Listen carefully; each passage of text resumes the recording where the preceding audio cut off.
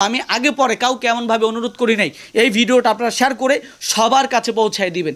আমার মাদ্রাসার ছাত্রদেরকে এভাবে মারধর করা হলো, আমরা চুপ থাকবো না, আমরা এটার বিচার চাই। আসসালামু আলাইকুম। পঞ্চগড়ে যে মাদ্রাসার বাচ্চাদেরকে মারধর করে হাসপাতালে পাঠানো হয়েছে 3 দিন হয়ে গেছে, অপরাধীদের কোনো বিচার হয় নাই। অপরাধীরা মানে এলাকার মধ্যে বুক টান করে ঘুরতেছে, তারা বলতেছে আমরা ক্ষমতাশীল জামাত করি এবং সেখানকার জামাতের লোকেরাও এদেরকে প্রশ্রয় দিচ্ছে। এই যে লাঠিওয়ালা যে মুরব্বিটা দেখতেছেন ইনি হচ্ছে মমতাজ আলী। ইনি প্রথমে লাঠি নিয়ে মাদ্রাসায় ঢুকে এবং মাদ্রাসার টিচারদেরকে এইভাবে তিনি হুমকি দামকি দেয়। কিছুক্ষণ পরেই তিনি তার ছেলেবেলে দলবল নিয়ে মাদ্রাসায় ঢুকে মাদ্রাসায় তিনি হামলা করে। তার বিরুদ্ধে এলাকার কেউ কথা বলতে চাচ্ছে না, ইভেন মাদ্রাসা হুজুররাও এটার বিরুদ্ধে মুখ খুলতেছে না। তিনি নাকি খুব ক্ষমতাশীল, তার নাকি অনেক ক্ষমতা আছে, সে নাকি জামাতের রাজনীতি করে। আমি সেই ঘটনা জানার জন্য আমি আমার টিম দিয়ে সেখানে খোঁজ লাগিয়েছি, মাদ্রাসার হুজুরদের সাথে যোগাযোগ করার জন্য চেষ্টা করেছি, তারা কেউ মুখ খুলতেছে না। পরবর্তীতে এলাকার মানুষ থেকে আমি ইনফরমেশন নিয়েছি। তো ইনফরমেশন নিয়ে যেটা জানতে পারলাম যে মাদ্রাসার ছেলেদেরকে যারা হামলা করেছে তিনি হচ্ছে কি মমতাজ আলী এবং তার ছেলেরা মিলে প্রথমে মাদ্রাসায় তারা হামলা করেছে, ছেলেদেরকে মারধর করেছে, কোরআন শরীফ সহ পড়ালেখার টেবিল বা মাদ্রাসার বিভিন্ন জিনিসপত্র ভাঙচুর করা হয়েছে, কোরআন শরীফের উপর তারা লাত্তি পর্যন্ত দিয়েছে। ঘটনাটা আমি প্রথম থেকে বলি, যারা হামলা করেছে মাদ্রাসায় তারা বলেছিল যে মাদ্রাসার মাইকে যেন ডাকা না হয়। তো যখন তারা নিষেধ করে মাদ্রাসার মাইক তারা কয়েকদিন বন্ধ রাখছে, সেহেরিতে তারা আর মাইকে ডাকতেছে না। তখন এলাকার মানুষরা মাদ্রাসা এসে কমপ্লেইন করেছে যে আপনারা কেন মাইকে ডাকেন না, সাহারিতে আমরা উঠতে পারি না। পরবর্তীতে আবার তারা মাইকে সাহারিতে ডাকা শুরু করেছে। যখন ডাকা শুরু করেছে পরের দিন সকালে এই মাদ্রাসার একজন টিচার যখন রাস্তা দিয়ে যাচ্ছিল তখন মমতাজ আলী তার ছেলের বউ, আমার কথাগুলো ক্লিয়ার করে বুঝবেন, মমতাজ আলী তার ছেলের বউ সহ কয়েকজনই মিলে সেই টিচারকে রাস্তার মধ্যে ধরে এবং তাকে জিজ্ঞাসা করা হয় কেন মাইকে আপনারা ডাকেন। তাদের নাকি সেহরির সময় ডাকলে বিরক্ত হয়। এক কথায় দুই কথায় সেই মহিলারা মাদ্রাসার টিচারের উপরে হাত তুলে এবং মাদ্রাসার টিচারকে তারা জোতা দিয়ে মারধর করে। এই কথা শোনার পরে কোনো মুসলমান কি সহ্য করতে পারে? একজন মাদ্রাসার টিচারকে জোতা দিয়ে মারধর করতেছে। যখন জোতা দিয়ে মারধর করা হলো এবং হাল্লাচিল্লা হলো তখন মাদ্রাসার ছেলেগুলো ছুটে আসলো। আচ্ছা ভাই, আমি নিজে মাদ্রাসায় পড়েছি, আপনি যদি একজন মাদ্রাসায় পড়ে থাকেন বা একজন স্টুডেন্ট হয়ে থাকেন, স্কুলেই পড়েন, আপনার টিচারের গায়ে কেউ যদি অন্যায়ভাবে হাত তুলে আপনি থেমে থাকবেন, বসে থাকবেন? কখনই বসে থাকবেন না। আমি নিজেও বসে থাকবো না আমার টিচারের গায়ে যদি কেউ অন্যায়ভাবে হাত তুলে। তো সেই ক্ষেত্রে সেখানে হয়তো ছাত্ররা কোনো প্রতিক্রিয়া দেখাইছে এবং ছাত্রদের প্রতিক্রিয়া দেখানো আমি এটাকে অন্যায় মনে করি না, আমি মনে করি যে রাইট।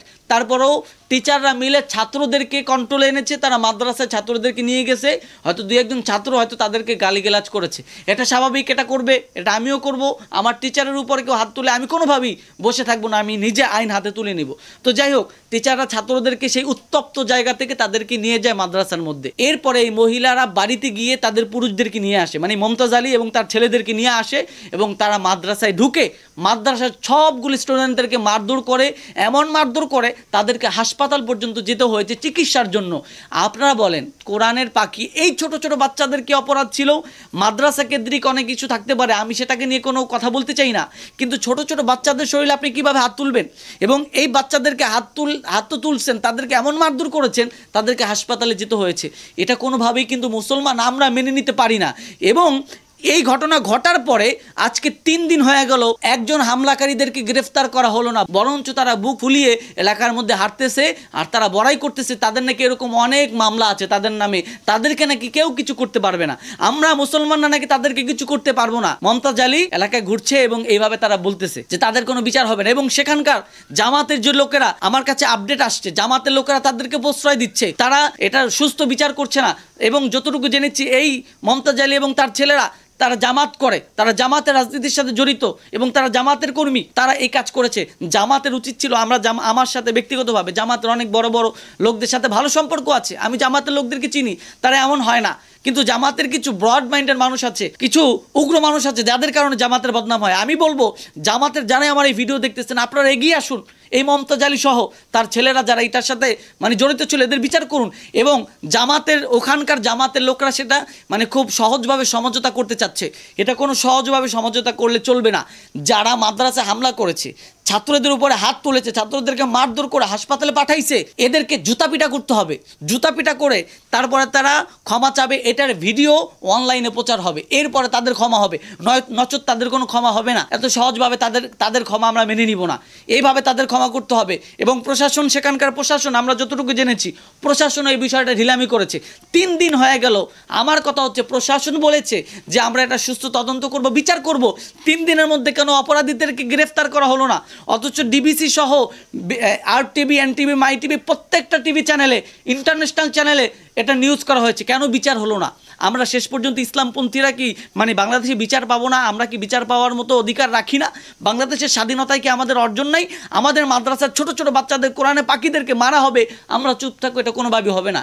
এজন্য আমি দেশবাসীকে সতর্ক করতে চাই এবং আপনাদেরকে জানাতে চাই, যদি তারা এটার কোনো হস্তক্ষেপ না করে, সুস্থ বিচার না করে, অপরাধীদেরকে জুতা পিটা করে তাদের থেকে ক্ষমা না চাও, মাদ্রাসার ছোট ছোট বাচ্চাদেরকে পা ধরে ক্ষমা চাইতে হবে। না চাওয়ায় এটা কোনোভাবে আমরা ক্ষমা মেনে নিব না।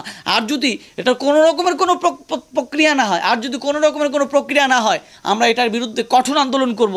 যেভাবে আন্দোলন করলে এটার বিচার আসবে, আমরা সেভাবে আন্দোলন করব। কোনোভাবে এটা ছাড় দেওয়া যাবে না। এবং আমি অনুরোধ করব, আমি আগে পরে কাউকে এমনভাবে অনুরোধ করি নাই, এই ভিডিওটা আপনারা শেয়ার করে সবার কাছে পৌঁছায় দিবেন। আমার মাদ্রাসার ছাত্রদেরকে এভাবে মারধর করা হলো, আমরা চুপ থাকবো না, আমরা এটার বিচার চাই এবং সবার কাছে পৌঁছায় দিবেন আমার এই বার্তা। আমি আপনাদের কাছে এই অনুরোধ জানালাম।